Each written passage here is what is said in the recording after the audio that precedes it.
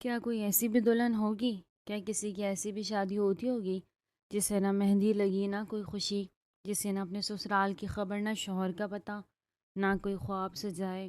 دل ہر طرح کے جذبات سے آری بنجر زمین کی مانند ہو گیا تھا۔ بھلا یوں بھی ہونا تھا؟ ارجنٹ کی گئی یہ سج دھج آج اس کے خوبصورت جسم کی زینت بنے تھے۔ اس نے ایک جھٹکے سے سر پر اوڑا دوپٹہ کھینچ کر پھینک دیا۔ ایک دم سے اس کی آنکھوں میں مرچے سے بھرنے لگی۔ تبھی کوئی بہت خاموشی سے کمرے میں داخل ہوا تھا۔ ایک پل کو اس حسین مومی مجسمے کو دیکھ وہ دنگ ہی رہ گیا، پھر اپنی گھمبیر آواز میں بولا، یہ رونا دھونا، یہ سوگ، یہ ماتم اس کمرے کی چار دیواری کے اندر تک ہی محدود رکھنا۔ ہم اس قصبے کے سردار ہیں، یہاں کے بہت سے گاؤں اور دور دراز کے علاقوں میں ہماری بہت عزت ہے۔ آپ کی وجہ سے ہماری اس عزت پر آنچ بھی آئی تو ہم یہ بات برداشت نہیں کریں گے۔ اس کے علاوہ آپ کی تمام ضروریات اور خواہشات کا پورا خیال رکھا جائے گا۔ آپ کو کسی قسم کی کوئی تکلیف یا شکایت نہیں ملے گی۔ میری اور میرے خاندان والوں کی طرف سے۔ عقب سے آتی بھاری مردانہ آواز پر وہ گھر برا کر پلٹی۔ وہ اس کے جانب ہی دیکھ رہا تھا۔ چند لمحوں تک اس کی بولتی ہی بند ہو گئی۔ دونوں کی نظریں ملی اور بہت اچھے سے ملی۔ جو کینیڈا جیسے آزاد ممالک کا حصہ تھی، جس کا فیملی بیک گراؤنڈ بہت اسٹرانگ اور امیر تھا، بچپن سے بولڈ ماحول میں رہ کر جوان ہونے والی آج اس انجان شخص کے سامنے پسینہ پسینہ ہو گئی۔ ہزاروں مردوں کے بیچ بہت کانفیڈنٹ سے بات کرنے والی ارہا ہولے ہولے سے کانپ رہی تھی۔ کئی حسین خوبصورت مرد دیکھے، لیکن کبھی دھڑکنوں پہ یوں بے ہنگم نہ ہوئی، زبان خشک نہ ہوئی، دل یوں ڈوبا نہیں۔ پھر ایسی کیفیت کا خود پر چھانا وہ سمجھ نہ پائی۔ بڑا ہی افسوس ہوا مجھے آپ کے لیے، جنت کی حوروں جیسی آپ، جس کے لیے موت کو بھی گلے لگانا پڑے تو لگا لے۔ کہاں آ کر پھنس گئی؟ جب آپ کی مرضی تھی ہی نہیں تو انکار کیوں نہیں کیا؟ کیوں نکاح نامے پر سائن کیے؟ نکاح جن حالات میں ہوا، جو سچویشن بنی تھی وہ میں سنبھال لیتا۔ آپ کے ساتھ تو کوئی زبردستی نہیں کی تھی، یا بندوق سر پر رکھ کر تو قبول ہے نہیں کروایا تھا۔ پھر آپ یہ رونا دھونا کیوں؟ ارہا بنا پلکوں کو چھپکے یکٹک اسے دیکھے جا رہی تھی۔ کاش کہ آپ کی یہ شادی مجھ سے زبردستی کی آڑ میں نہ ہوتی، تو آپ سے آج کی اس خوبصورت رات کو بورنگ قسم کی باتیں نہیں کر رہا ہوتا، بلکہ خود کو آپ کا شوہر ہونے پر دنیا کا خوش قسمت انسان تصور کرتا۔ آپ کے حسن پر قصیدے پڑھ رہا ہوتا، آپ سے اتنے فاصلے پر ہونے کے بجائے آپ کے پہلو میں اپنا دل لیے بیٹھا ہوتا، آپ کی بے پناہ خوبصورتی کو اپنے ہر عمل سے خراج تسکین پیش کرتا۔ لیکن یہ اب ممکن نہیں رہا، کیونکہ زبردستی کے اس رشتے میں خود کو آپ پر مسلط کر کے آپ کے ساتھ کوئی حق تلفی نہیں کرنا چاہتا۔ یہ کہتا وہ ارہا کو عرش سے فرش پر پھینک چکا تھا۔ میں یہ شادی نہیں کرنا چاہتا تھا۔ ظاہر ہے جو بھاگی ہے اپنی ذمہ داری سے وہ کوئی غیر تو نہیں تھی، تمہاری تعزیزات بہن ہی تھی۔ تم بھی یقیناً اسی کی جیسی ہوگی، مطلب پرست، خود غرض، دھوکے باز۔ نکاح تو ہو گیا لیکن تم ابھی بھی میری پابند ہی نہیں ہوئی، تو آزاد کرنے کا سوال ہی نہیں اٹھتا۔ ہاں، جانا چاہتی ہو یا طلاق کی خواہش مند ہو تو مجھے کوئی اعتراض نہیں، میں باخوشی تمہاری خواہش کا احترام کروں گا۔ لیکن اگر تم منہ چھپا کر بھاگی تو پھر شازم اسفندیار خان کے قہر کو دیکھو گی۔ چاہو تو اپنے والد محترم کو میرا پیغام دے دینا، میں مارکیٹ میں بکنے والا کھلونا نہیں جسے خرید کر اس سے کھیل کے اپنا دل بہلا کر چھوڑ دیا جائے۔ میں سردار شازم اسفندیار خان ہوں، یہاں پر میری حاکمیت چلتی ہے، اور اس پر تم میری بیوی، میری ملکیت ہو کر میرے نظر میں کوئی حیثیت نہیں رکھتی۔ کیونکہ یہ زبردستی لفظ، اس سے مجھے نفرت ہے۔ تمہاری یہ بے پناہ خوبصورتی، یہ حسن کسی کام کا نہیں، اس لیے بوجھ اتار کے خود کو پرسکون کر لو۔ تنزیہ مسکراہٹ کے ساتھ ہنستا وہ تیزی سے باتھ روم کی طرف بڑھ گیا، اور وہیں پتھر بنی ارہا اپنی جگہ سے ہل بھی نہ سکی۔ اتنی بے غیرتی، اتنا بڑا تھپڑ، وہ بھی شادی کی رات! کیا یہ غم کم تھا کہ وہ کسی اور کے گناہ کا بھگتان بھرتی اپنا سب کچھ چھوڑ بیٹھی تھی، جس کے لیے وہ اسے اپنے لفظوں سے بے مول کر گیا تھا؟ آنکھوں سے آنسو گرنے لگے تھے۔ اللہ نے صورت کی اچھی دے دی تو خدا بن بیٹھے ہیں، دل اتنا ہی کالا ہے۔ اگر جانا ہی ہوتا تو نکاح ہی کیوں کرتی؟ ارہا مبشر سے قبول ہے کروانا اتنا آسان نہیں تھا محترم شوہر۔ سارے حساب برابر نہ کیے تو میرا بھی نام ارہا شازم نہیں، اسے یہ خود سے کہنے میں کوئی آر محسوس نہیں ہوا کہ وہ پہلی ہی نظر میں اس مغرور انسان پر اپنا دل ہار بیٹھی تھی، جو ہنگامی صورت میں اس کا شوہر بنا دیا گیا تھا، جس نے اس کے لیے آگے نہ موت چھوڑی تھی نہ پیچھے زندگی۔ وہ دھب سے صوفے پر گرتی بیٹھ گئی اور اپنی قسمت پر رونے لگی۔ جہاں وہ کچھ دیر پہلے ہوئے اس نکاح پر ماتم کہ نہ تھی، وہیں اب وہ اس سنگ دل مرد پر پہلی نظر سے دل ہارنے پر خود کو کوس رہی تھی۔ ارہا بیٹا کہاں ہو، جلدی آؤ۔ مبشر شاہ گھر میں آتے اپنے دونوں بیٹیوں کو آواز دینے لگے۔ آئی پاپا۔ ارہا ہنستی مسکراتی سی سیڑھیاں اترتی نیچے آئی، جہاں اس کے والد صاحب بیٹھے تھے۔ کیا بات ہے پاپا، آپ آج جلدی آ گئے؟ ویسے آج آپ بہت خوش نظر آ رہے ہیں۔ مبشر شاہ بیٹی کی باتوں پر ہنس دیے۔ پاکستان سے لالا کا فون آیا تھا، نور بانو کا نکاح ہے، دعوت دے دی ہے۔ مبشر چہرے پر چمک لیے بولے، جب بات اپنے خون اپنی مٹی کی آتی ہے تو وہ ایسے ہی خوشی سے بھر جاتے ہیں۔ او واو پاپا، مجھے پاکستان دیکھنے کا بہت کریز ہے، میں تو ضرور چلوں گی۔ اس بار ارہا ایکسائٹڈ سے بولی۔ کہاں جانے کی بات ہو رہی ہے دونوں باپ بیٹی میں؟ ارے بیگم یہاں آئی ہیں، لالا کی بیٹی کی شادی ہے، پاکستان سے آج ہی فون آیا ہے، ہم سب کو بلوایا ہے۔ ارہا تو چل رہی ہے، آپ بھی تیاری کر لیں۔ مبشر بیگم کو تفصیل سے بتانے لگے۔ یو مین ہمیں پاکستان گاؤں جانا پڑے گا؟ او گاڈ پلیز مبشر، میں نے 1000 بار آپ سے کہا ہے میں وہاں ایڈجسٹ نہیں ہو سکتی پلیز، اور ویسے بھی بہت سی میٹنگز ہیں میری، اس مہینے ارہا بھی نہیں جا سکتی، اس کے پیپرز ابھی ہوئے ہیں، اس کی تھکن بھی نہیں اتری ابھی تو، اور آپ ہیں کہ اسے لے جانے کی بات کر رہے ہیں۔ سائرہ ماتھے پر بر ڈالے بولی، وہ میرے بڑے بھائی کی بیٹی ہے بیگم، میں کبھی نہیں کہتا آپ کو اپنے ساتھ پاکستان چلنے کے لیے، لیکن اس بار اگر ارہا پاکستان جانا چاہتی ہے تو آپ اسے نہیں روک سکتی۔ مبشر بھی اب ناراض لہجے میں بولے، مما میں اس بار پاپا کے ساتھ پاکستان ضرور جاؤں گی، مجھے نہیں روک سکتی آپ کو نہیں جانا آل رائٹ، لیکن میں بابا کے ساتھ ضرور جاؤں گی، ارازت دل لہجے میں کہتی اٹھ کر چلی گئی۔ آخر کر وہی ہوا جو سائرہ بیگم چاہتی تھی، انہیں پاکستان نہیں جانا تھا تو وہ نہیں گئی۔ مبشر نے بھی ہار مان لی، لیکن وہ ارہا کو اپنے ساتھ پاکستان لانے پر قائل کر چکے تھے اور وہ بہت خوش تھی۔ اس نے کبھی پاکستان نہیں دیکھا تھا اور اب وہ پہلی بار اپنے بابا کے ساتھ اپنے ملک ان لوگوں کے بیچ جا رہی تھی۔ پاکستان ایئرپورٹ پر اترتے ہی سامنے انہیں اپنے بہت پرانے ملازم کھڑے نظر آئے جو انہیں لینے آئے تھے۔ اس کے بابا بہت خوش تھے، ان کے لیے یہ سب نیا نہیں تھا، اس لیے وہ سارے راستے ان کے ساتھ باتوں میں مصروف رہیں، لیکن ارہا کے لیے یہ بہت انوکھا اور دلچسپ تھا۔ وہ اپنے دائیں بائیں گزرتے پہاڑوں، کھیتوں، درختوں، آبشاروں اور نہروں کو بہت پرشوق نظروں سے دیکھ رہی تھی۔ بالآخر ان کا سفر اختتام پذیر ہوا اور گاڑی اونچی نیچے ڈھلانوں سے ہوتی حویلی کے اندر آتی رک گئی۔ دروازے پر ہی سے بہت سے لوگ نظر آئے، جن میں اس کے تایا تائی، پھپھو، ان کے بچے، ملازم اور خواتین شامل تھی، جنہوں نے بڑے پرتپاک اور گرم جوشی سے ان کا استقبال کیا۔ صرف اس کے پاپا کو ہی نہیں بلکہ اسے بھی بہت پیار دیا، جس پر وہ بہت خوش اور ایکسائٹڈ سی نظر آئی۔ اچھے سے فریش ہونے اور کھانا کھانے کے بعد وہ کچھ دیر آرام کی غرض سے کمرے میں ہی لیٹ گئی۔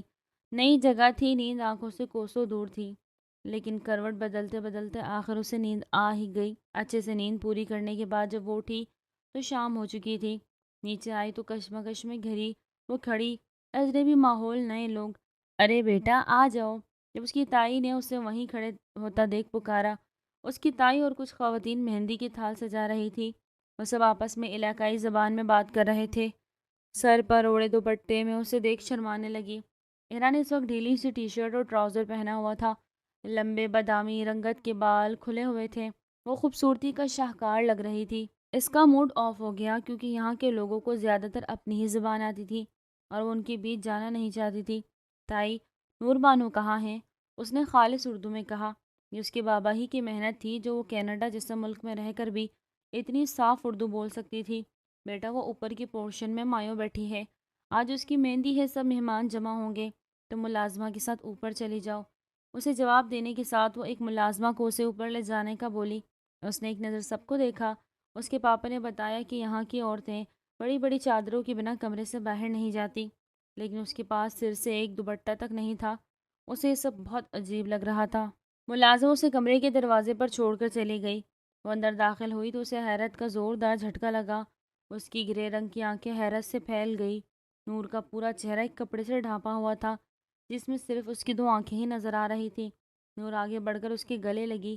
تب ارہا کو ہوش آیا، یہ سب کیا ہے؟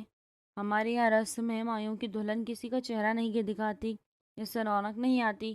نور نے اس رواج کے بارے میں بتایا۔ او گاڈ، تمہارا دم نہیں گھٹ رہا؟ ارا عجیب سے منہ بنا کر بولی۔ یہ بزرگوں کی پرانی رسم ہے، لیکن تمہارے سامنے یہ ہٹا دیتی ہوں۔ نور چہرے پر سے کپڑا ہٹاتی بولی، جب اس کی روئی روئی سرخ آنکھیں ارہا کو چونکنے پر مجبور کر گئی۔ کیا بات ہے، تم رخصتی سے پہلے اتنا روئی ہو، جب جاؤ گی تو کیا ہوگا؟ ارہا شرارت سے بولی۔ وہ اکثر فون پر بات کیا کرتی تھی، ان کے بیچ اتنی گہری دوستی نہ سہی لیکن اجنبیت بھی نہیں تھی۔ تبھی نور اچانک اس کے سینے سے لگتی رونے لگی۔ کیا ہوا نور؟ ارہا پریشان ہو گئی۔ وعدہ کرو یہ بات کسی سے نہیں کرو گی، اسے سامنے ہاتھ پھیلائے بولی۔ میں وعدہ کرتی ہوں، لیکن ہوا کیا ہے؟ اس کے ہاتھ تھامے بولی۔ بات یہ ہے کہ میں شادی سے خوش نہیں۔ نور کی بات پہ وہ چونکی، تبھی وہ پوری بات بتانا شروع کی۔ میں اور ساجد ایک دوسرے کو چاہتے ہیں، وہ ہمارے ہی گاؤں کا ہے، غریب ضرور ہے لیکن محبت بہت کرتا ہے۔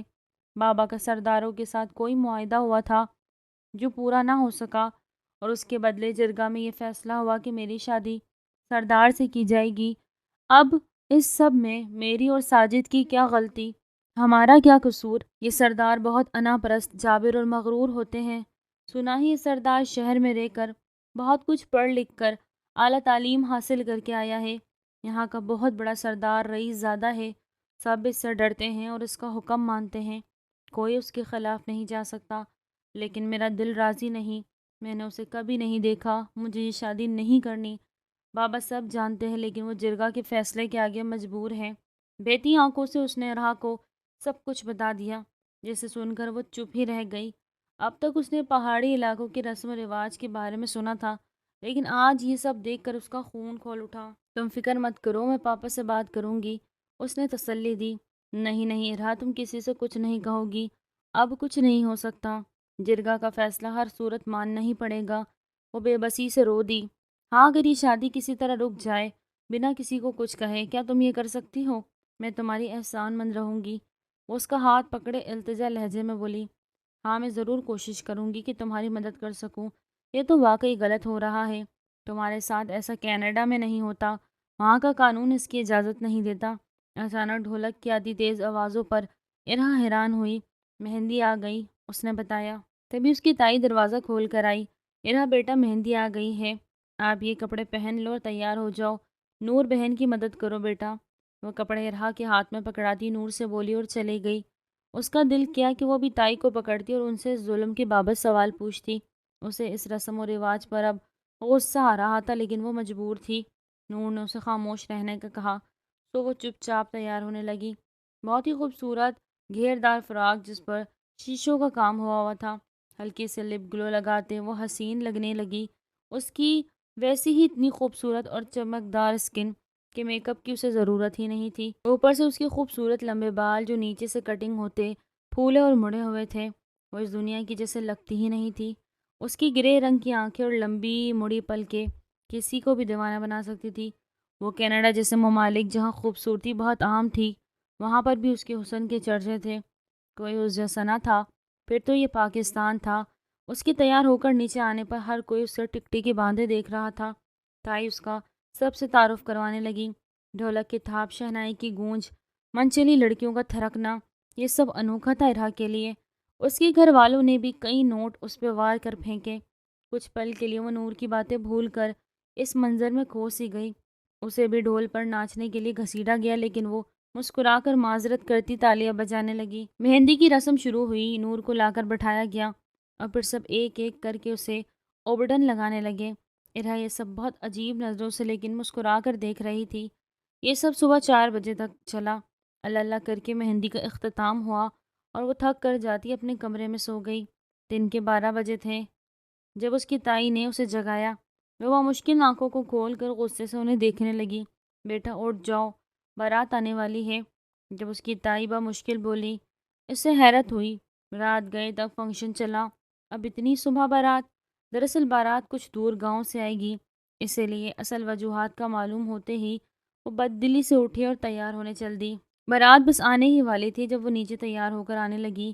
اس کا سویا ہوا ذہن بار بار نور کی طرف جاتا اسے اداس کرنے لگا۔ تبھی اس نے دیکھا کہ اس کی تائی اور کچھ عورتیں نور کے بند دروازے کو پیٹ رہی تھیں۔ دروازہ اندر سے بند تھا۔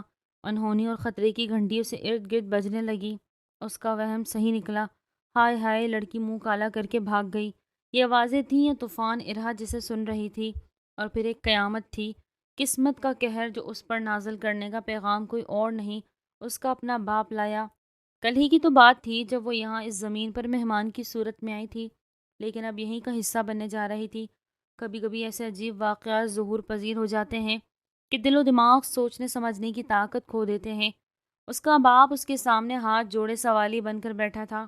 ان کی التجائی آنکھوں میں آنسو جھکا، سر وہ چاہ کر بھی کچھ کہہ نہ پائی۔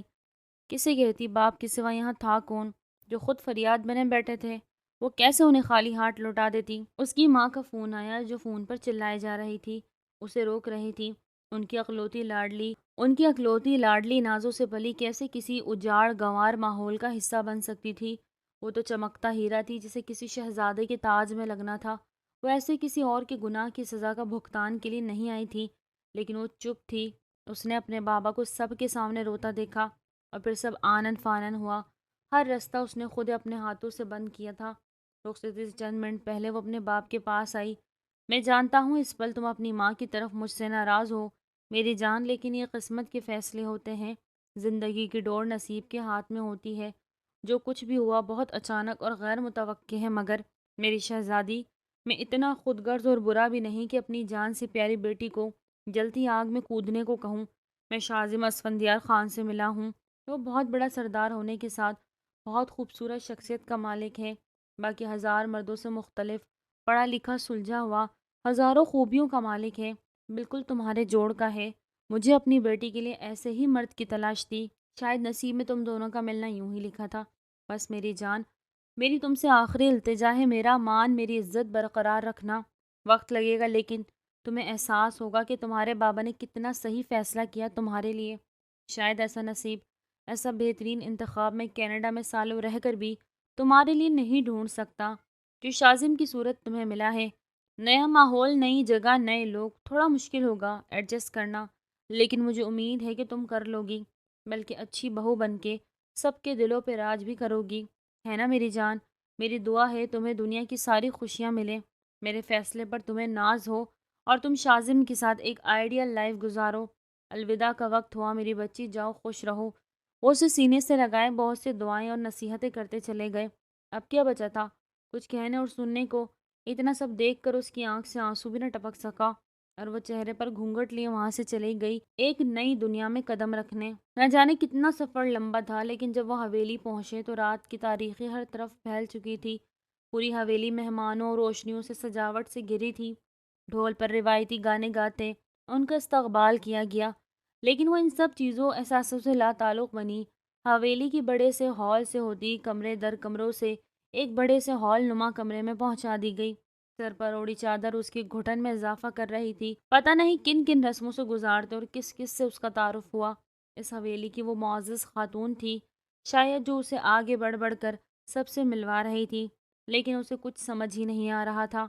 سب اسے دیکھ کر اس کی شان اور اس کی خوبصورتی پر قصیدے پڑھ رہے تھے۔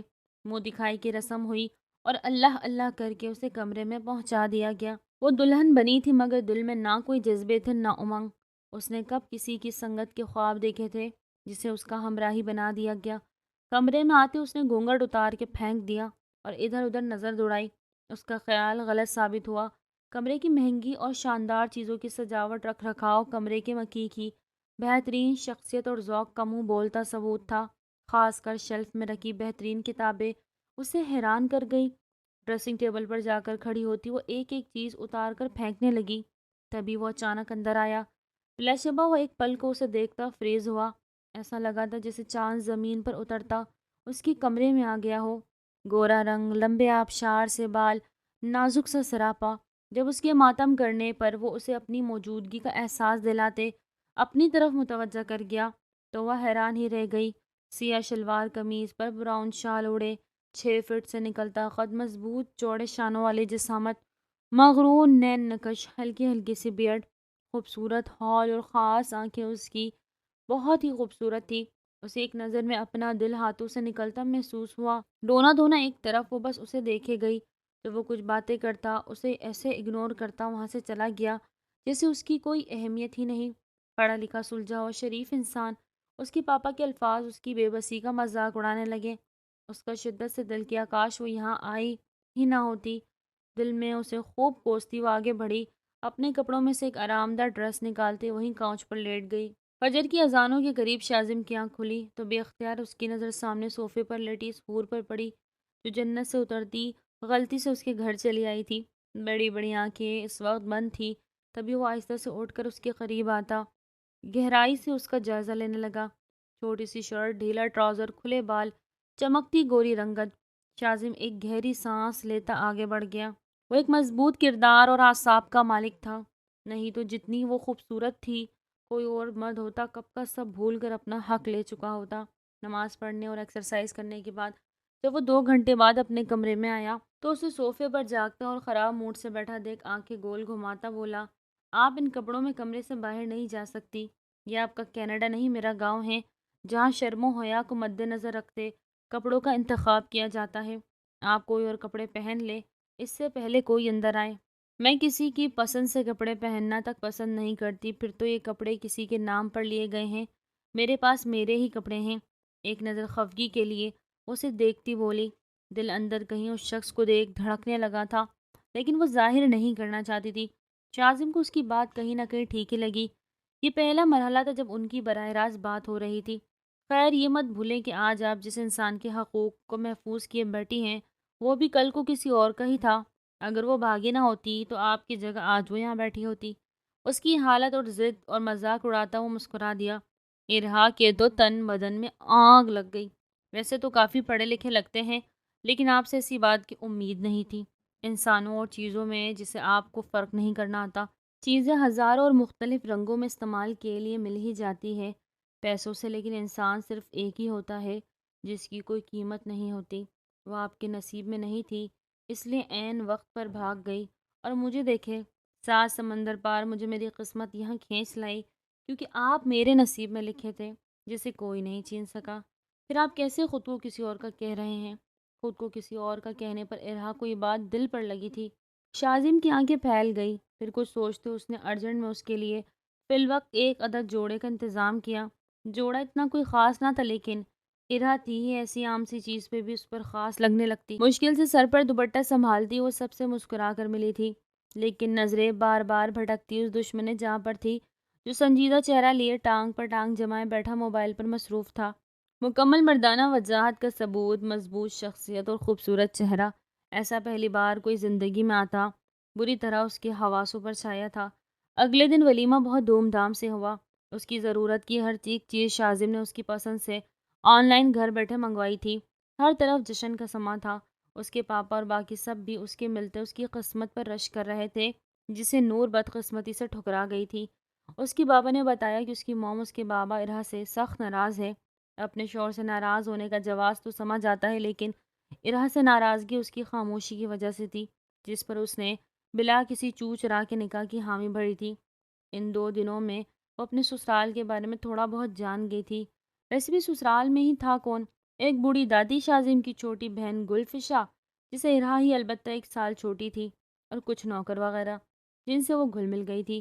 وہ سب سادہ دل، مخلص اور محبت کرنے والے لوگ تھے جو ارہا کی سوچ سے بڑھ کر اس سے محبت کرتے، ہر وقت اس کا خیال رکھتے۔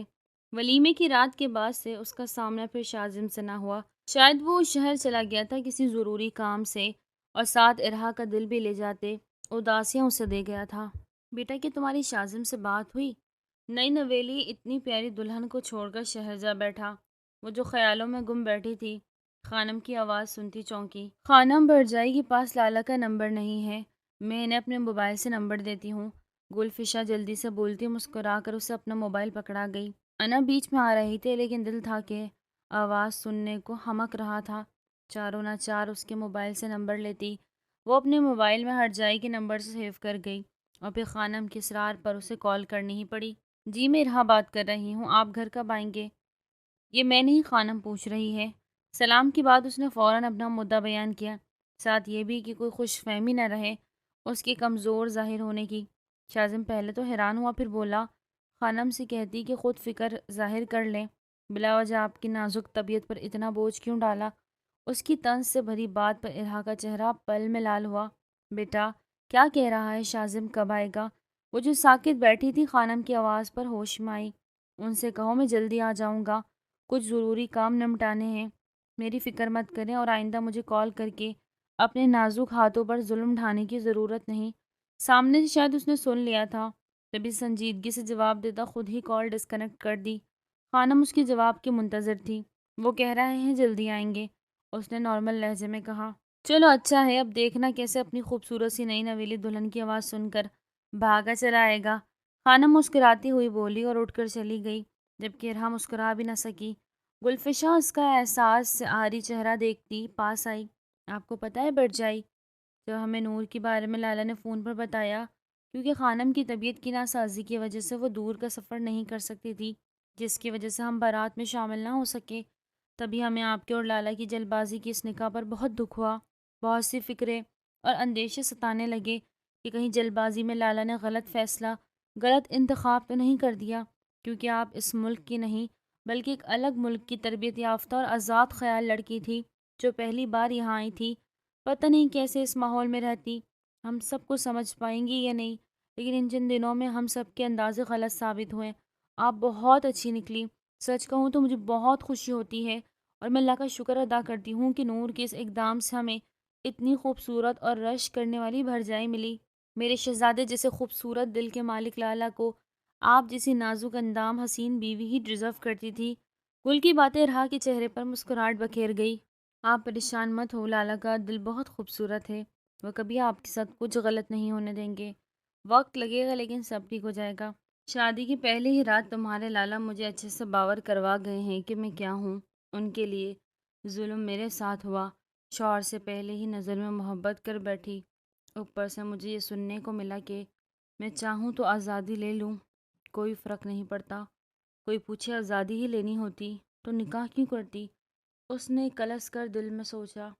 اگلے دن کھڑکی سے چھن کر آتی سورج کی ہلکی سی روشنی اس کی آنکھ کھلی جب اس نے مندلی آنکھوں سے سامنے دیکھا جہاں وہ صوفے پر بیٹھے بیٹھے سو رہا تھا۔ حیران ہوتی جلدی سے اٹھی، شاید وہ رات میں آ چکا تھا اور اسے مزے سے اس کے بیڈ پر برجمان دیکھ سخت تھکن کی وجہ سے نہ چاہتے ہوئے بھی صوفے پر لیٹ گیا۔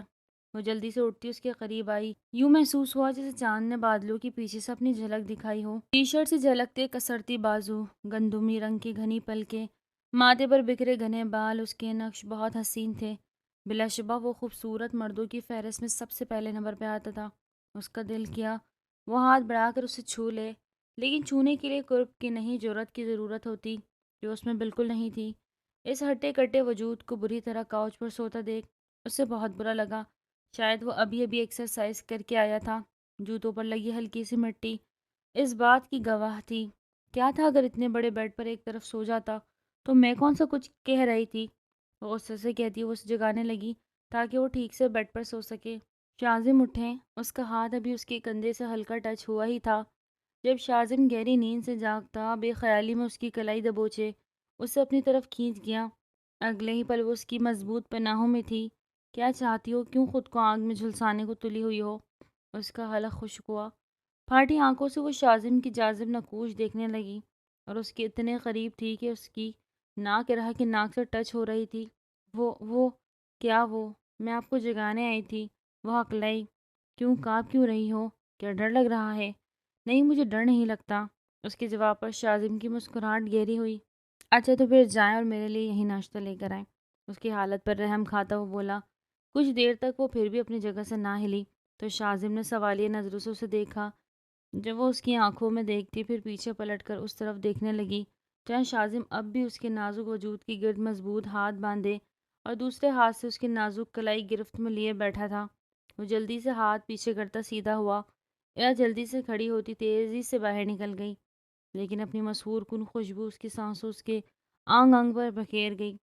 کمزور لمحے کی گرفت میں جکڑا شاذم خود کو بہت بے بس اور لاچار محسوس کرتا اٹھا اور فریش ہونے چل دیا۔ چہرے پر دھیمی سی مسکان اور گلابیاں لیے وہ بھی کچن میں آئی اور اس کے لیے اپنے ہاتھ سے ناشتہ تیار کرنے لگی۔ اسے شروع سے ہی کوکنگ کا بہت شوق تھا، اپنی ماں کی طرح آئے دن نیو ڈشز وہ اپنے پاپا کو کھلاتی تھی۔ اب بھی وہ اس کے لیے چیز آملیٹ شہد سے تیار کیا پین کیک اور چیزیں ٹوسٹ لے جا رہی تھی جب گل حیران ہوتی بولی، بٹ جائی یہ کیا ہے؟ یہ ہیلدی ناشتہ ہے، کینیڈا میں سب یہی کھاتے ہیں، تم بھی کھاؤ، بہت مزے کا ہے۔ وہ بچوں کی طرح خوشی سے کہتی آگے بڑھ گئی۔ جب گل منہ پر ہاتھ رکھتی شرما گئی۔ وہ ناشتے کی ٹرے لیے کمرے میں آئی تو باتھ روم سے پانی گرنے کی آواز آ رہی تھی۔ ٹرے ٹیبل پر رکھتی وہ جسے جانے کو ہوئی، اسے خیال آیا شاذم کے کپڑے ہی نکال دے۔ وہ اس کی کپڑے نکال کر صوفے پہ رکھتی جیسے جانے کے لیے مڑی۔ شاذم تولیہ لپیٹے باتھ روم سے باہر نکلا۔ اس کا کسرتی بھیگا جسم نمایاں تھا، گیلے بال پیشانی پر بکھرے تھے۔ مردانہ وجاہت سے بھرپور انسان اس کے سامنے تھا۔ اس نے نظریں چرائی۔ آپ کا ناشتہ، ٹیبل کی طرف اشارہ کرتی وہ جانے لگی جب شاذم اچانک اس کے سامنے آ گیا۔ اتنی بھی کیا جلدی ہے جانے کی؟ میری غیر موجودگی میں تو بڑے دھڑلے سے یہاں رہتی تھی اور اپنی مرضی چلاتی ہوئی۔ اس نے ناشتے کی ٹرے دیکھتے چوٹ کی، اور ان کپڑوں کو کس اجازت سے تم نے ہاتھ لگائے؟ دیکھیے اب آپ مجھے بلا وجہ تنگ کر رہے ہیں، اور یہ جتنا گھر آپ کا ہے اتنا ہی میرا بھی ہے۔ ہزاروں لوگوں کی موجودگی میں آپ مجھ سے نکاح کر کے یہاں لائے ہیں، بھاگ کر نہیں آئی میں جو اس طرح کی بے رخی دیکھا کر مجھے ٹیز کرتے ہیں۔ بیوی ہوں آپ کی اور آپ میرے شوہر۔ دو بدو جواب دیتی وہ اس کی آنکھوں میں دیکھتے ہوئے، لیکن اگلے ہی پل وہ ان کی آنکھوں کی تاب نہ لاتے نظر جھکا گئی۔ اس پل وہ اس سادگی میں بھی اتنی حسین لگ رہی تھی کہ شاذم کا دل کیا کہ آگے بڑھ کر تمام فاصلے سمیٹ لے۔ جب وہ خاموشی سے اس کے برابر سے گزرتی چلی گئی، شاذم نے ناشتے کی ٹرے کو بے یقینی سے دیکھا، جو بنانے والے کی محبت اور چاہت کا ثبوت دے رہے تھے۔ وہ بہت اداس سی حویلی کے باہر لگے گھنے درختوں میں سے ایک کے نیچے بیٹھی تھی۔ کیا وہ ایسے ہی اس کی محبت کو پانے کی چاہت میں ساری زندگی سے سکتی رہے گی؟ کیا وہ کبھی اس کی محبت کو بن کہے کبھی جان نہیں پائے گا؟ آخر کب تک وہ اس اندیکھی آگ میں جلتی رہے گی؟ لاتعداد سوچیں تھی تبھی خانم وہاں چلی آئی۔ کیا بات ہے بیٹا، اداس ہو؟ تمہارے اور شاذم کے بیچ سب ٹھیک تو ہے نا؟ خانم اس کے چہرے پر چھائی تحریر پڑتی بولی، جب اس کی آنکھ سے ٹپکنے والا آنسو ان کے سارے سوالوں کا جواب دے گیا۔ نہ میری شہزادی بیٹی، ایسے دل چھوٹا نہیں کرتے۔ شادی شدہ زندگی میں ایسے اتار چڑھاؤ آتے ہیں جنہیں پیار اور محبت سے سنبھالا جا سکتا ہے۔ شوہر کو اپنے حسن اور محبت کے پلو سے باندھنا سیکھو۔ میاں بیوی تو ایک دوسرے کا لباس ہے، ان کے بیچ کوئی شرم کوئی جھجک نہیں ہونی چاہیے۔ اگر وہ ناراض ہے تو تم آگے بڑھ کر اسے پیار سے منا لو۔ شاذم نے زندگی میں بہت دکھ دیکھے ہیں، اور ان دکھوں کی ذمہ دار صرف عورت ہی رہی۔ وہ تو یہ شادی کرنا بھی نہیں چاہتا تھا، جو اگر میں نے قسم نہ دی ہوتی۔ وہ شادی اور عورت ذات سے بہت ناراض ہے، کیونکہ بہت چھوٹی سی عمر میں اس کی ماں اسے اور گل کو چھوڑ کر کسی اور مرد کے ساتھ بھاگ گئی۔ اس کا بابا یہ دکھ برداشت نہ کر سکا اور ہمیں چھوڑ کر چلا گیا۔ میں نے ان دونوں بچوں کو کیسے سنبھالا یہ میرا رب جانتا ہے۔ چھوٹی سی عمر میں اس نے اپنے بابا کی جگہ سرداری سنبھال لی، اس پورے گاؤں کو سنبھالا، اور پھر جب اس کی زندگی سکون سے گزر رہی تھی تو وہ میرے قسم کے سامنے مجبور ہو کر ایک عورت پر یقین کرنے جا رہا تھا، تو اس عورت نے پھر سے اسے دھوکہ دیا۔ اس سب میں تمہاری کوئی غلطی نہیں میری بچی، لیکن مجھے یقین ہے کہ تم اسے اپنی محبت سے بھر دو گی، اس کی بدگمانی دور کر دو گی، اس کی تنہائی کو کہکشاؤں میں تبدیل کر دو گی۔ خانم اس کا ہاتھ تھامے پیار سے اسے سمجھا رہی تھی، اور وہ آنکھوں میں آنسو لیے انہیں دیکھ رہی تھی۔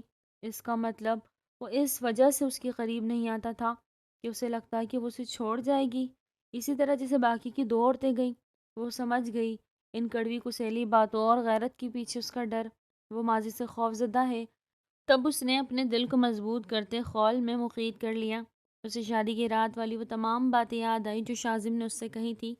خانم فکر نہیں کرے، میں انہیں بتاؤں گی کہ ہر عورت ایک جیسی نہیں ہوتی۔ اس کے منہ سے بے اختیار نکلا، جس پر وہ اس کا ماتھا چوم گئی۔ ارہا دروازہ کھول کر جیسے ہی اندر آئی تو دیکھا شاذم لیپ ٹاپ کھولے کوئی کام کرنے کے ساتھ سگریٹ کی کش لے رہا تھا۔ ارہا پر اچانک چھینکوں کی برسات شروع ہو گئی۔ تبھی وہ گیلری میں چلی آئی۔ شاذم سگریٹ انگلیوں میں دباتے پریشان سے اس کے پیچھے چلایا۔ کیا ہوا، تم ٹھیک ہو؟ کہیں سردی تو نہیں لگ گئی؟ یہاں کے بدلتے موسم کی ابھی تم عادی نہیں ہو نا؟ وہ اس کے بالوں کو پیچھے کرتا بولا۔ وہ یہ ارہا بھی کچھ کہتی کہ اسے پھر چھینک آ گئی۔ اس کی ناک لال ہو چکی تھی، جس سے وہ پہلے سے کہیں زیادہ کیوٹ دکھائی دے رہی تھی۔ روکو، میں تمہارے لیے کافی لاتا ہوں۔ وہ مڑ کر جانے لگا، تبھی ہیرا نے اس کا ہاتھ تھام لیا اور اس کی انگلیوں کے بیچ دبی سگریٹ نکال کر بالکنی سے باہر پھینک دی۔ Are you made? یہ کیا کیا؟ ارہا کا ہاتھ کی ملائمیت محسوس کرنے کے باوجود وہ اس پر ناراض ہونے لگا۔ وہ مجھے اسموکنگ سے الرجی ہے۔ اچھو! وہ حیرت سے اسے دیکھنے لگا، پھر اسے کھڑا کرتا اس کا ہاتھ مضبوطی سے تھامے بیڈ پر لے آیا اور ساتھ ہی پانی کا گلاس اس کی طرف بڑھایا۔ حد ہوتی ہے، تم مجھے یہ بات پہلے نہیں بتا سکتی تھی۔ چھینکوں سے دوری ہوتی ارہا کو دیکھ اس نے کہا۔ ارہا کا ہاتھ اب بھی اس کی مضبوط گرفت میں تھا، جسے نہ شازم نے چھوڑا نہ ارہا نے چھڑانے کی کوشش کی۔ آپ نے اس سے پہلے کب اپنی توجہ مجھ پر عنایت کی ہے یا مجھ سے بات کرنا ضروری سمجھا؟ گلاس لبوں سے لگا دی وہ معصوم انداز میں شکوا کر بیٹھی۔ بے اختیار شازم کے لبوں پر مسکراہٹ درائی۔ اس نے اٹھ کر روم فریشنر اسپرے کیا تاکہ اسموکنگ کی ناخوشگوار ہوا زائل ہو جائے۔ میرے لیے اتنا کرنے کے لیے تھینکس۔ اس کی طبیعت قدرے سنبھلی تو اس نے شازم کو مشکور نظروں سے دیکھتے ہوئے کہا۔ ایک انجانی سی خوشی تھی جو اس کی ذرا سی توجہ پاتے ہی پھوٹ پڑی تھی۔ کوئی امید مت رکھنا، یہ سب میں نے اس لیے کیا کہ تم یہاں کے نہیں ہو اور سنا ہے کافی ناز و اندام میں پلی بڑی ہو۔ تمہارا خیال رکھنا ہم سب کا فرض بنتا ہے، نہیں تو تمہارے والدین کو ہم کیا جواب دیں گے کہ ان کی شہزادی جیسی بیٹی کو کن ناقدروں کے حوالے کر دیا۔ اس نے فوراً ہی ارہا کی خوشیوں پر پانی پھیرتے ہوئے کہا۔ نفرت کے مرہم کے سوا کیا کچھ نہیں آپ کے پاس مجھے دینے کو؟ آخر کو وہ زچ ہو گئی۔ آخر چاہتی کیا ہو؟ مسئلہ کیا ہے تمہارا؟ ارہا کے شکوے پر وہ غصے سے سرخ ہو گیا۔ میرا مسئلہ آپ ہیں۔ ایسی کون سی جنگ ہے جو خود سے لڑ رہے ہیں جس کا خامیازہ مجھے بھگتنا پڑ رہا ہے؟ وہ بھی تیز جواب دیتی بولی۔ اپنی بھولی صورت اور اچھی سیرت کا جادو تم صرف خانم اور گلبیور ہی چلا سکتی ہو، مجھ پر ان سب کا کوئی اثر نہیں ہونے والا۔ میں اچھے سے جانتا ہوں جلدی یا بدیر تم اس گھر کو چھوڑ کر واپس اپنی دنیا میں چلی جاؤ گی، اس لیے محبت کا ڈرامہ کرنا بند کرو، دور رہو ہم سے۔ وہ غصیلے تیور لیے اس کی جانب دیکھتا بولا۔ پلیز بس کر دیں یہ فضول کے اندازے لگانا، میں تنگ آ چکی ہوں جھوٹی دکھاوے کی زندگی جیتے جیتے۔ آپ کی بدگمانی دور ہونے کا نام ہی نہیں لے رہی۔ ارے جیسے سب کے چہرے ایک سے نہیں ہوتے اس طرح انسانوں میں بھی فرق ہوتا ہے۔ ہر انسان کی بناوٹ، خصلت، پسند، انداز، ہر چیز ایک دوسرے سے مختلف ہوتی ہے، اور ارہا شازم اسفندیار خان کا موازنہ دوسری کم ظرف عورتوں سے لگانا بند کرے۔ کسی اور کے جرم کی سزا مزید ارہا نہیں کاٹے گی۔ ارہا جارحانہ انداز میں اس کا کالر پکڑے پھوٹ پھوٹ کے رو دی۔ اچھا سزا تو تم سزا کاٹ رہی ہو، یہاں تنگ آ چکی ہو۔ ڈونٹ وری، میں جلد ہی تمہیں آزاد کر دوں گا۔ اس سے پہلے کہ تم فرار ہو میں خود تمہارا بندوبست کرتا ہوں، میں واپس تمہاری دنیا میں پہنچاؤں گا۔ شازم نے اس کی دونوں بازو کو غصے سے پکڑتے صفاقے سے کہا اور اگلے ہی پل زور سے اسے بیڈ پر دھکا دیتا واش روم میں چلا گیا۔ اس اچانک ابتداء پر ارہا گمسم سی رہ گئی۔ اس کی آنکھوں سے آنسو جھلک پڑے جنہوں وہ دکھ سے صاف کر گئی۔ شادی کو 2 ماہ ہونے کو آئے لیکن وہ اب بھی دور ایک دوسرے سے اجنبی بنے کھڑے رہے۔ ارہا چاہ کر بھی فاصلے کم نہیں کر پا رہی تھی۔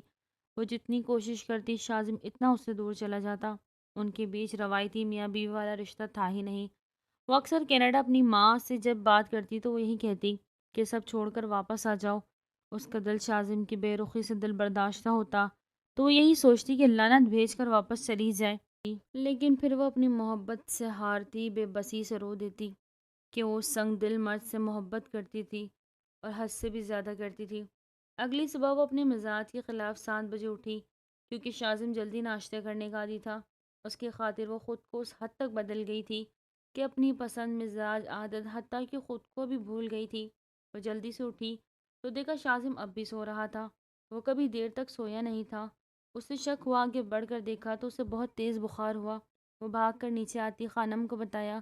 جب کچھ ہی دیر میں ڈاکٹر آتا اسے چیک اپ کرتا، دوائی دے کر چلا گیا۔ بیٹا اسے رات سے بخار تھا، اس نے تو نہیں بتایا، لیکن تم ہی کم از کم ہمیں بتا دیتی تو رات کو ہی دوائی لے آتے۔ خانم کی باتوں پر شرمندہ ہو گئی۔ اب انہیں کیا بتا دی کہ ان کا لاڈلا پوتا اسے اپنے قریب بھٹکنے بھی نہیں دیتا۔ وہ آہستہ سے کمرے میں آئی تو دیکھا بخار کی وجہ سے وہ نیم بے ہوش تھا۔ گندمی رنگ، انابی ہونٹ بخار سے زرد تھے، بکھرے بال، گہرے ابرو، موڑی ہوئی پلکیں۔ وہ شخص جو اس کا نصیب تھا، مردانگی منہ بولتا ثبوت تھا۔ کاش وہ اسے دل سے اپناتا، اس کی محبت پر ایمان لاتا۔ اس کی آنکھیں تیزی سے بھیگی جو وہ چلتے اس کے قریب بیٹھ گئی۔ اسے ٹوٹ کر پیار آیا۔ اپنے دل کے ہاتھوں مجبور ہوتی وہ اس کے قریب ہوئی اور اپنے نرم پیاسے لب اس کی جلتی پیشانی پہ رکھ دیے۔ جبھی وہ معصوم بچے کی طرح کسمسایا۔ ارہا پیچھے ہٹ گئی۔ ارہا مجھے اکیلا مت چھوڑنا پلیز، میں تمہارے بغیر جی نہیں سکوں گا، میرے پاس رہو، مجھے چھوڑنا مت۔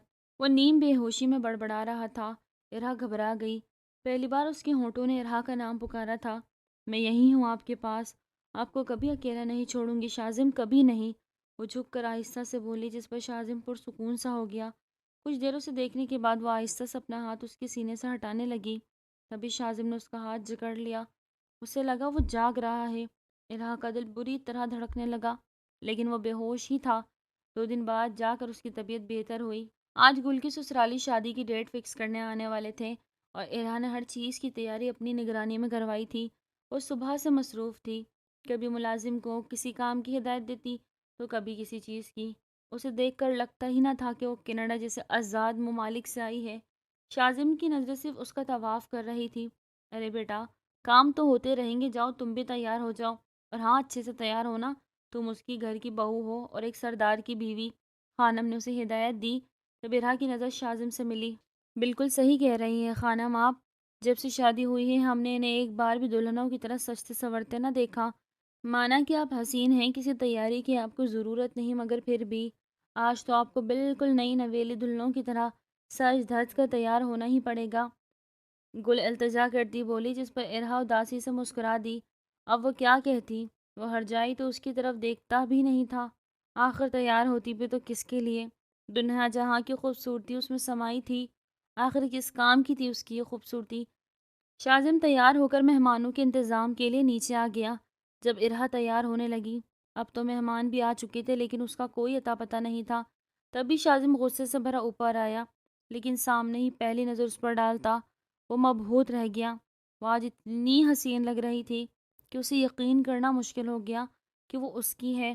پیروں تک چھوٹی سیاہ رنگ کے فراک جس میں اس کا گورا رنگ دمک رہا تھا، لمبے کھلے بال، لائٹ سا میک اپ، کانوں میں جھمکے، ہاتھوں کی کھنکتی چوڑی، اور پورے کمرے میں پھیلی اس کی مخصوص گلاب سی خوشبو جو شازم کے حواسوں پر چھانے لگی۔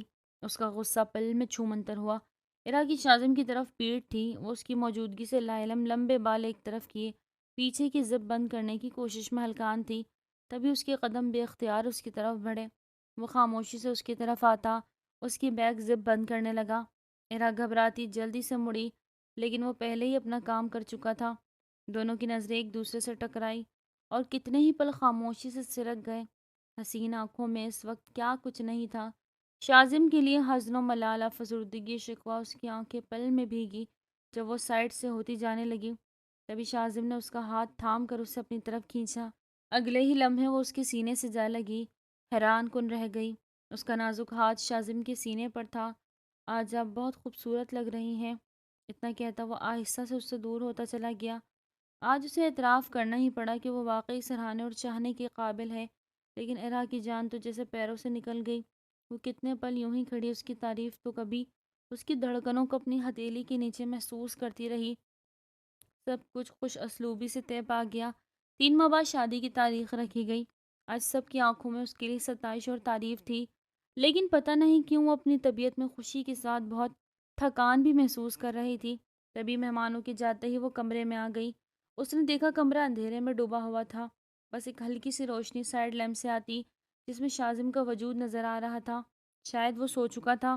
اس سے پہلے وہ ڈریس چینج کرنے واش روم میں جاتی جب ہلکی ہلکی بوندا باندی ہونے کے ساتھ تیز بارش کی صورت بدل گئی اور وہ بے اختیار بالکنی میں چلی آئی۔ بارش نے جیسے ہی اس کے سوکھے بدن کو بھگویا، ایک عجیب سا پر لطیف سا احساس اس کی روح میں اتر گیا۔ ساون کی مہک، بارش کی پھوار، اوپر سے سیاہ رات، موسم اس سحر انگیزی میں کھوئی سب سے بے پرواہ وہ بس بھیگ رہی تھی۔ تبھی کوئی بہت خاموشی سے اس کے پیچھے آ کر کھڑا ہوتا، ہونٹوں پر مسکراہٹ سجائے ٹھیٹھی باندھے اسے دیکھنے لگا۔ کافی دیر بھیگنے کے بعد وہ جیسے جانے کو مڑی تو اسے وہ وہاں کھڑا دیکھ چونک گئی۔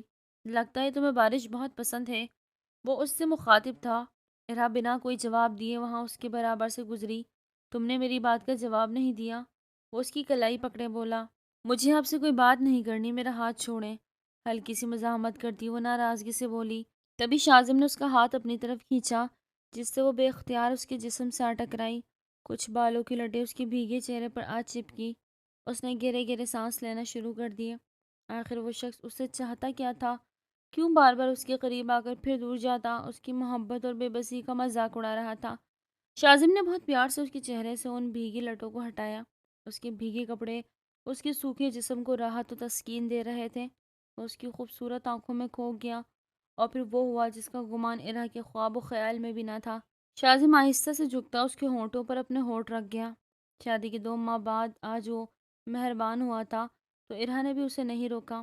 وہ تو کب سے اس کی محبت کی پیاس میں جل رہی تھی۔ ارا شدت سے اپنی آنکھیں بند کرتی، اس کے لبوں کا لمس محسوس کرتی۔ اس کی شرٹ مٹھیوں میں بھیج گئی۔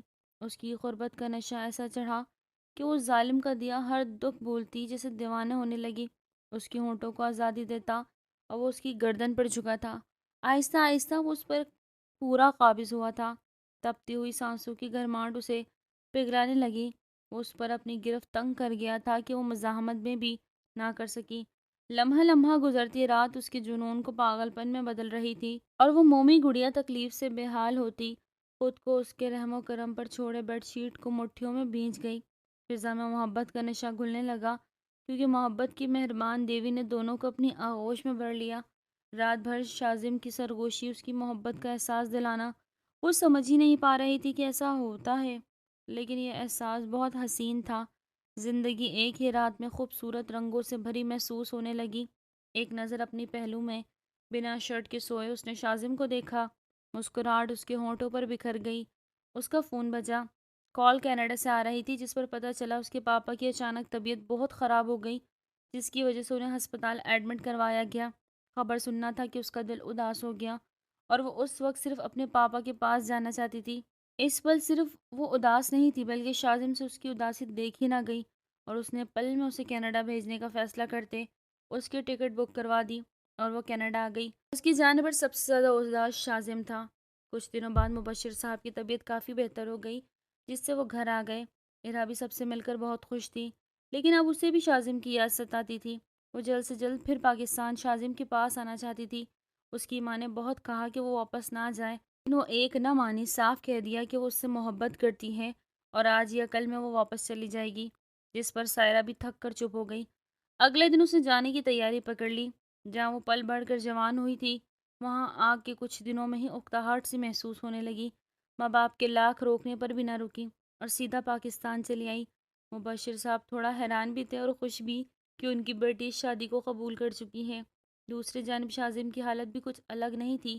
اس کی بڑھتی بے چینی، بے قراری، اداسی گل اور خانم سے چھپی نہ رہ سکی۔ آتے جاتے وہ ہر وقت اسے ارہا کے نام سے چھیڑتے، جس سے وہ مسکرا دیتا۔ اس کے بغیر تو گھر کاٹ کھانے کو دوڑ رہا تھا۔ اسے اعتراف کرنا ہی پڑا کہ وہ وقت کے ساتھ ارہا کی محبت کتنی شدت سے اس کے وجود میں پنجے گاڑ چکی تھی۔ بس وہی اس کی بات سے نظریں چرا رہا تھا، لیکن اب نہیں۔ اب وہ اس کے آنے کے بعد اپنی محبت کا اظہار اس سے کر کے ہی رہے گا، اور ایک پل کو بھی وہ مزید اسے خود سے دور نہیں کرے گا۔ بیڈ روم میں آتے ہی ارا اسے شدت سے یاد آنے لگتی تھی۔ اس کی یادوں سے بھاگنے کے لیے وہ ہر وقت گھر سے باہر خود کو مصروف رکھتا۔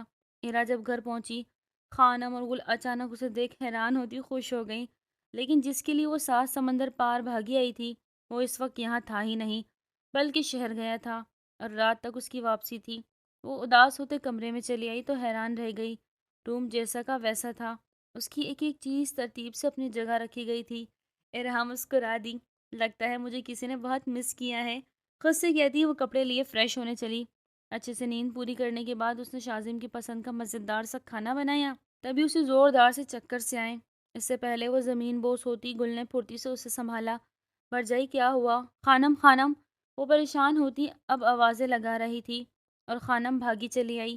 اس کمرے میں لاتے بھاگم بھاگ ڈاکٹر کو بلوایا گیا۔ اگلے کچھ منٹوں میں ملنے والی خوشخبری نے پوری حویلی کو اپنی لپیٹ میں لے لیا۔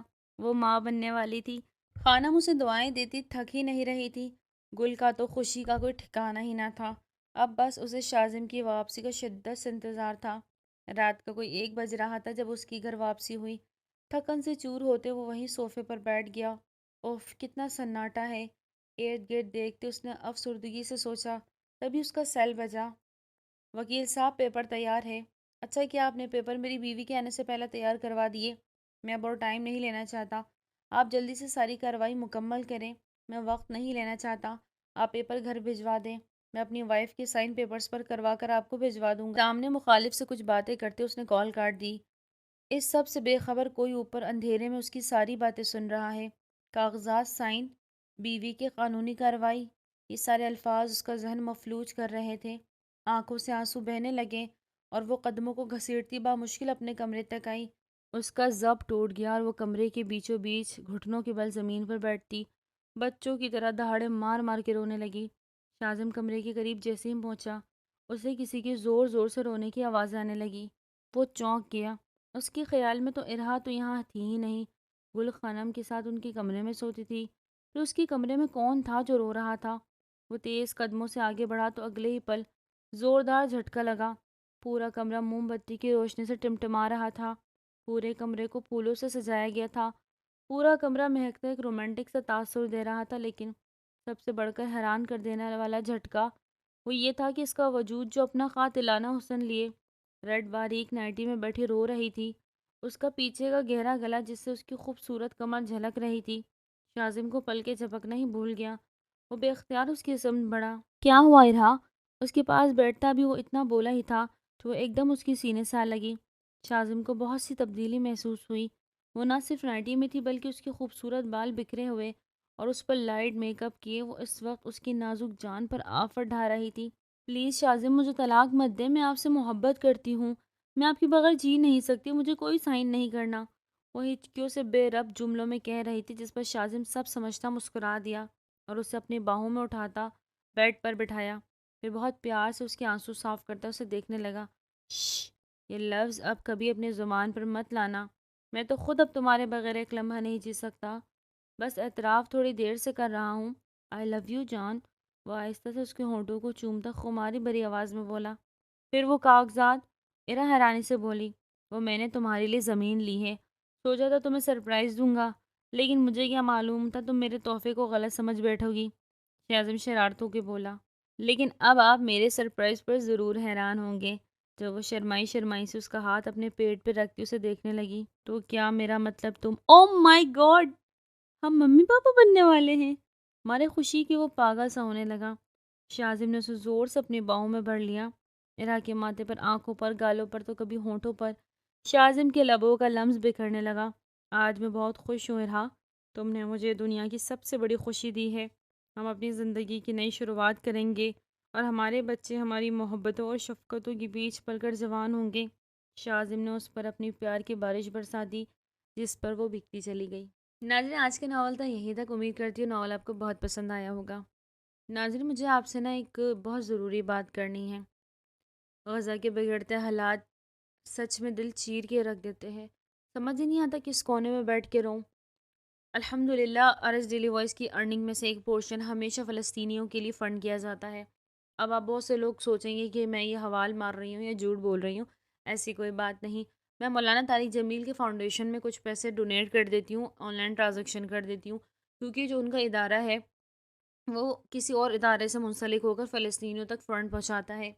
تو آپ لوگ اس چینل کو زیادہ سے زیادہ سپورٹ کریں اور زیادہ سے زیادہ نمازوں کا اہتمام کر کے اللہ سے دعا کریں کہ اللہ پاک غزہ اور فلسطین پر رحم کریں، اور ہمارے چینل کو آپ زیادہ سے زیادہ سپورٹ کریں تاکہ ہم زیادہ سے زیادہ فنڈز غزہ اور فلسطین کے لیے دے پائیں۔ میں اپنے دل سے، تہہ دل سے دعا کرتی ہوں کہ اللہ پاک اسرائیلیوں کو نیست و نابود کر دے، اللہ پاک غزہ اور فلسطین پر رحم کرے۔